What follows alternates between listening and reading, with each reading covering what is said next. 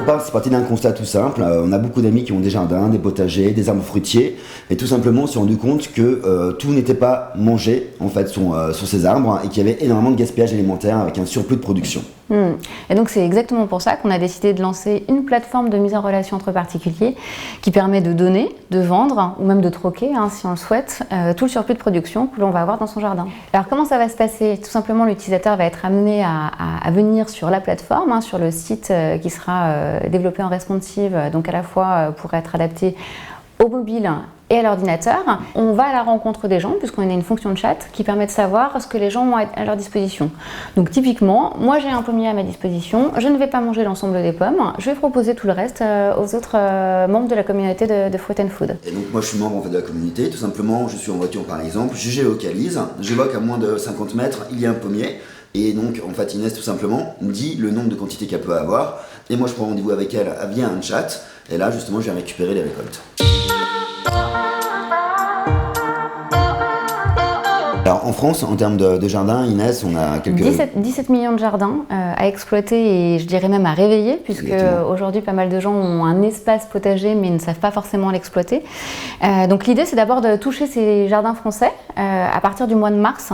Donc, on a vraiment souhaité jouer sur le moment fort du printemps. Le 21 mars. Le 21 mars, pour lancer la plateforme. Et c'est à partir de ce moment-là qu'on va commencer par travailler en communauté, donc et surtout en local. En local, d'abord sur Toulouse, pour vraiment toucher toute une communauté dans sa globalité. Et puis, d'ici à fin 2018, en fait, on souhaite recruter et convaincre 5000 utilisateurs de rejoindre la communauté Fruit and Food. Et après donc avoir rassemblé un maximum de personnes, nous allons proposer un abonnement à 2,99 € par mois pour accéder à la communauté Fruit and Food.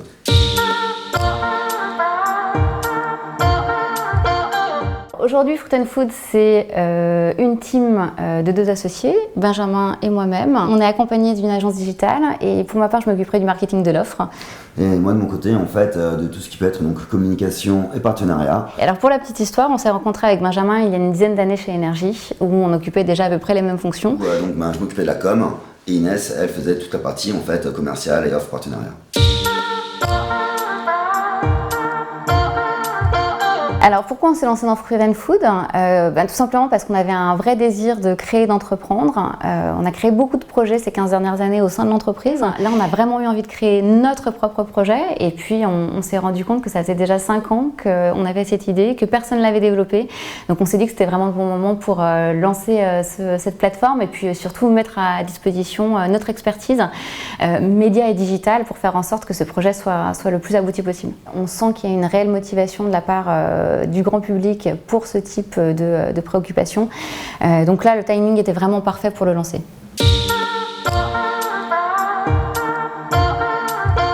Fruit and Food, d'ici fin 2018, on a quelques objectifs, notamment d'aller recruter nos 5000 premiers utilisateurs qui partageront nos valeurs, donc celles de recréation du lien social et puis évidemment d'anti-gaspillage alimentaire. Et puis l'idée finalement c'est de donner du sens, parce qu'on a quand même un merveilleux projet avec des valeurs dans lesquelles on croit vraiment et ça c'est vraiment l'essentiel.